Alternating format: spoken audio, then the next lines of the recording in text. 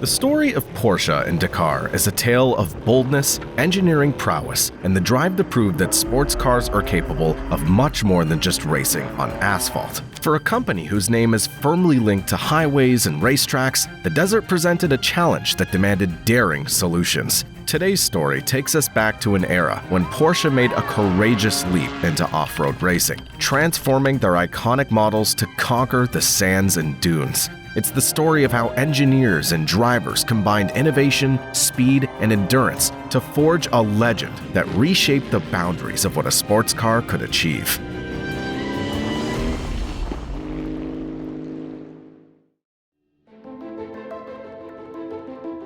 Porsche's involvement in Dakar began long before anyone at their headquarters in Zuffenhausen even considered it. In January 1980, three men, united by a shared thirst for adventure, met at a ski resort. They were Jackie Ickx, already a three-time Le Mans winner at the time, Claude Brasseur, a renowned French actor, and John Goossens, CEO of the oil giant Texaco. They decided to watch a film about the Paris-Dakar Rally, an event created just a year earlier by Thierry Sabine. The trio was captivated by the idea of conquering the African desert. After the screening, Goossens proposed that Jackie and Claude participate in the following year in a car adorned with Texaco's livery, with him covering all the expenses. And that's exactly how it happened. In 1981, Ickx and Brasseur set out to conquer the desert in a front-wheel drive Citroën CX, shocking the more experienced desert foxes, including René Metsch, who would later win the marathon in a four-wheel drive Range Rover.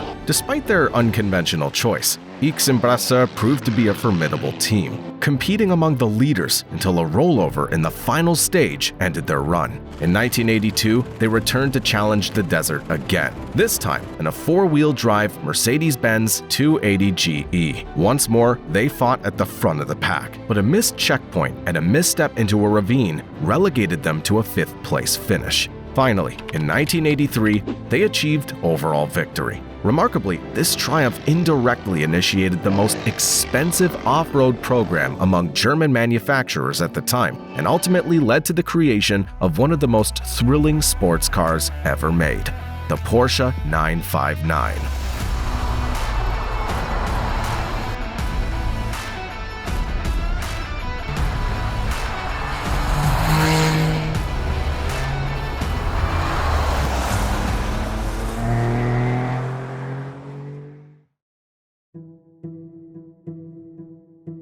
When exactly Helmut Bott, director of technology and development at Porsche, conceived the idea of the 959, the first all-wheel drive Porsche, remains uncertain. However, by January 1981, this vision was already becoming more than just a dream. That year, Bott and Porsche's racing boss, Peter Falk, attended the snowy stages of the Monte Carlo Rally with a four-wheel drive Audi Quattro. Amazed by its capabilities, they realized that all-wheel drive technology could revolutionize rallying and open new possibilities for motorsports in general. On their way home, they decided to develop their own test vehicle. In the summer of 1981, Bott began working on a 911 equipped with Audi Quattro parts. Incidentally, these components had been developed under the direction of Ferdinand Piëch, nephew of Ferdinand Porsche, who was Audi's technical director at the time. The standard Porsche was fitted with an Audi gearbox, Audi front differential, and the transaxle from the 928. By the end of 1981, the project was completed, and the vehicle was painted wine red, Bott's favorite color. This prototype performed exceptionally well during winter testing, prompting Bott to adopt it as his personal company car. So when Jackie Ickx approached Porsche with an intriguing proposal, they already had significant groundwork in progress. After his victory in the 1983 Dakar, Ickx realized that the competitors' cars had significantly closed the gap and, in some areas, even surpassed the Mercedes, making the prospect of repeating his success in 1984 an even more challenging task. At that point, he decided to approach Porsche. Ickx, who had already won Le Mans 3 times for Porsche, easily convinced Helmut Bott and CEO Peter Schütz that participating and winning in Dakar would be the best way to test the capabilities of the 959 model. The project was funded by Rothmans and Texaco, as the expenses were too high for Porsche to cover alone. Bott clearly outlined the objective. Porsche's not going to the desert for 1 or 2 warm-ups, hoping maybe to win Dakar on the 3rd attempt, he said. We're going there to win. His confidence was perhaps subconsciously fueled by memories of how Volkswagen sent 4 factory Iltis vehicles to the desert in 1980 and took a 1-2 finish on their first attempt. It's time to introduce another key figure behind Porsche's future successes, Roland Koosmaal. The 40-year-old Koosmaal was a versatile expert, seamlessly combining roles as a project manager, engineer, chassis specialist, and top driver. When Bott outlined the upcoming task to him in the spring of 1983, Koosmaal confidently replied that 7 months would be more than enough to build 3 rally cars for the 1984 Dakar. However, a prototype would be needed first. Without hesitation, Bott pulled out his keys and offered his company car for the job. Koosmaal and Falk began testing the prototype, drawing on the great experience gained from the 1978 Safari Rally. Porsche showed the world that the 911 could be a true rally car, capable of winning off-road. However, due to the rear suspension damage, the team finished 2nd and 4th. Despite this, it was a well-deserved result, as the German manufacturer was the only one to get both cars to the finish line. From Friday to Monday, the test drivers bounced over stones and navigated through mud, covering 1,500 kilometers, experimenting with anti-roll bars, changing dampers, and trying different springs. They found sandy sections for testing, thanks to photos of the desert provided by Eeks. However, they realized that the actual sandy roads they'd compete on remained a mystery to them. In the fall of 1983, Koosmaal's team headed to Algeria. Koosmaal broke his left arm before the trip during testing with Stefan Beloff in the Group C car. For the desert tests, he used a special plastic prosthetic, as a plaster cast was impractical under those conditions.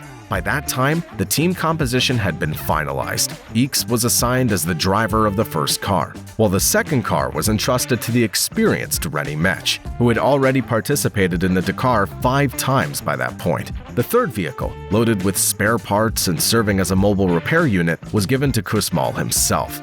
The African desert became the perfect testing ground for the 911 and for the drivers as well. René shared his expertise on how to assess track conditions using his nose, eyes, and intuition. He estimated the sand's load-bearing capability based on its color and offered tips on how to best use the compass and roadbook, ensuring that the endless tracks would indeed lead to the checkpoint. After successful testing, 3 Porsche 911 Carrera 4x4s, internally referred to as the 953, were prepared for the race. The 3.2-liter engine was taken directly from the production Carrera, but modified with a lower compression ratio to handle the low-quality fuel expected during the rally. The Carrera body underwent significant changes, including the addition of a central tunnel for the transaxle and reinforcements to the rear axle bars, shock absorbers, and engine mounts. The front end was redesigned to accommodate a double wishbone suspension. The standard rear bumper was modified with holes cut into it for venting the oil cooler, while the front protective panels were made from fiberglass and carbon fiber, saving approximately 10 kilograms. The boot lid and doors were also made out of fiberglass. The transmission required extensive upgrades. The gearbox was modified to accommodate the drive to the front wheels, and the front differential could be manually locked up to 100%. Heavy-duty, adjustable anti-roll bars were installed on both the front and rear axles. Additionally, Dunlop provided specialized sand tires that performed exceptionally well, withstanding wear for up to 8,000 kilometers. Regarding safety, the drivers were secured in Recaro racing seats and harnesses, and each car was equipped with an extinguisher system containing 4 liters of halon gas. Every vehicle carried 2 spare wheels, a hydraulic jack, tools, and 2 5-liter water canisters. Additionally, they were outfitted with a safety kit that included a signal mirror, compass, lighter, rescue blanket, turbine, flares, smoke bombs, sleeping bags, an emergency transmitter, a radio, medical supplies, snake and scorpion serum, tow ropes, and a shovel. And, of course, driver bags. Unsurprisingly, even without fuel, the 4-wheel drive Carrera weighed 1,200 kilograms. The journey to Paris went smoothly, with only periodic replacements of the driveshafts needed. Ickx drove car number 175, accompanied by his co-driver, Brasseur, who had lost 18 kilograms specifically for the race. Mech and his reserved yet highly experienced co-driver, Dominique Lemoyne, were in car number 176. The spare parts-laden car number 177 was piloted by Kussmaul and Lerner. Two formidable MAN trucks, an 8x8 and a 4x4, accompanied the team, transporting mechanics and equipment. The total distance of the 6th Paris-Dakar Rally was 12,000 kilometers, and participants had to complete the entire route without a single rest day. For the first time, the total number of competitors reached 400. Experts from Mitsubishi and Rover mocked Porsche's entry, saying, "How crazy must you be to drive a sports car in the desert? It doesn't stand a chance in the sands." However, their remarks barely concealed the irritation that Porsche had officially joined Dakar for the first time as a factory team. The rally began with a setback for Ickx. On the very first day, he had to replace 2 flat tires. On the second day, after 70 kilometers, he noticed smoke coming from under the dashboard. Kussmaul, who was in the support vehicle, quickly arrived at the scene. "Done. It's over." The wiring short-circuited and melted. Ickx said his goodbyes, handing over the money he had set aside for the entire race, around 20,000 German marks. He then let Kussmaul go to assist Mech. News quickly spread in the bivouac that Ickx had retired, but by some miracle, mechanic Eckhard Kiefer from the second service truck managed the impossible, repairing the car in the desert. Ickx was able to restart the next day from 139th place. While Mech held the overall lead, Ickx fought his way back, winning stage after stage. The 911 raced through the Tenere Desert at 180 kilometers an hour, frustrating teams with four-wheel drive vehicles. These desert stages were planned specifically for Porsche, they complained. But Thierry Sabine simply smiled and replied, "When I was designing the route, I had no idea Porsche would be participating." Mr. Le Mans continued to surge ahead, climbing from 139th to 10th position in just 4 days. However, a serious accident on the way to Niamey severely damaged the front axle, dropping him back to 16th place. Meanwhile, Mech and Kussmaul held the first and third positions. Kussmaul maintained third place, but a broken suspension arm sent him tumbling down the classification. Despite colliding with a cow, Mech continued to lead. In the second half of the rally, navigation became increasingly difficult in Guinea. The leader slowed his pace, but delivered a critical psychological blow by posting the fastest time on a challenging stage near L'Abbé, which was considered unsuitable for Porsche due to the large rocks. This sent a powerful message to his competitors, preventing anyone from launching a serious challenge in the final stages before Dakar. René Mech and Dominique Lemoyne dominated the entire rally, securing a well-deserved victory. After the race, René recalled, "It all started with a call from Jackie Ickx, who suggested I drive the Dakar in a four-wheel drive Porsche. I didn't have to think about it for long, but when I stepped off the plane in Algeria in October 1983, I was a bit uneasy. I wasn't sure if I was good enough, and I didn't speak German at all." Roland Kussmaul sat next to me in the car, enthusiastically shouting 200 as we hit 200 kilometers an hour on the desert stages. The Porsche team was fantastic. Everyone gave 200%, and every evening, Peter Falk thanked me for making it to the bivouac. Porsche's resounding victory boosted the popularity of the Dakar Rally, and by the following year, the number of participants had grown to 552, with 362 competing in the car category. Participants faced a route stretching 14,000 kilometers. 3 Porsche cars were once again prepared for the race, and this time, the 911 Carrera, at least visually, was beginning to evolve into the 959. The changes were particularly noticeable in the body shape, especially due to the integrated rear spoiler. The composite body also saw modifications, including double wishbones and twin dampers at the front. In the 1985 model, the four-wheel drive system was enhanced, and a double wishbone rear end was introduced. However, instead of the turbocharged engine developed for the 959, Porsche kept the tried-and-true 3.2-liter Boxer engine, producing 230 horsepower. Personnel changes also took place. The Ickx Brasseur and Mech Lemoyne crews remained unchanged, but the third car was now driven by Jochen Mass and Eckhard Kiefer, the previous year's savior who had repaired Ickx's wiring. Mas had no rally experience, other than his 62nd place finish at Dakar in 1984. He replaced off-road expert Kussmaul, who would now drive a 3-door 280 GE, staying in reserve behind the primary crews. This decision would soon prove to be a poor one, as it turned out. The 20 Porsche mechanics also stayed with the trusted MAN 8x8 and 6x6 trucks.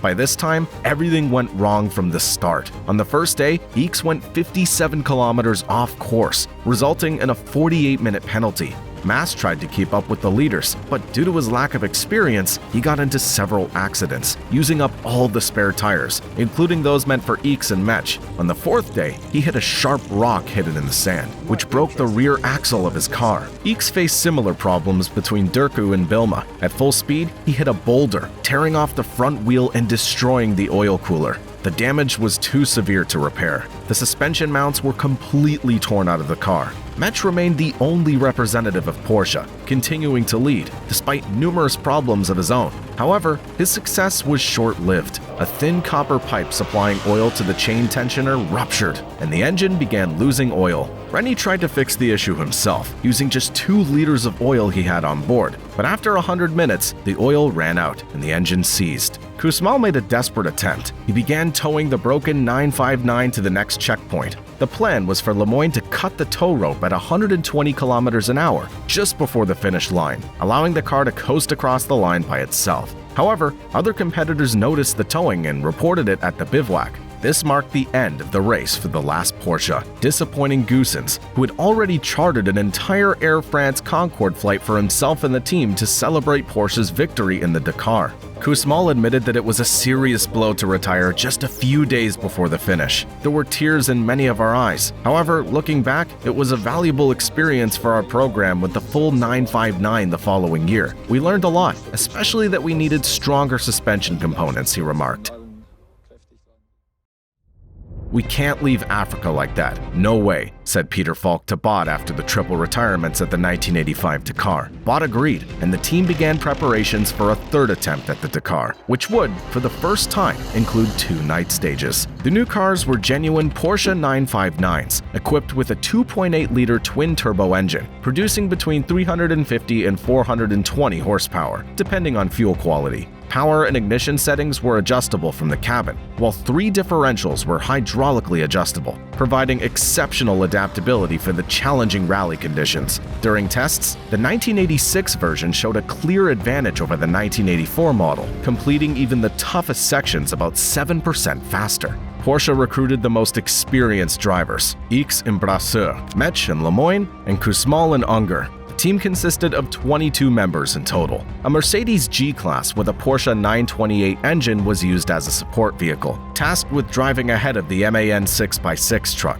However, the plans went awry on the very first stage. A failure of the oil pump led to the gearbox breaking down, and its replacement was impossible. The Mercedes had to retire, forcing Kussmaul to load his Porsche 959 with additional spare parts, which increased the car's weight. The additional weight didn't hinder Kussmaul from pushing his Porsche 959 to 230 kilometers an hour on the straights. The speed was so impressive that the helicopter crew had to ask him to slow down. They simply couldn't keep up with him in the 60-degree heat.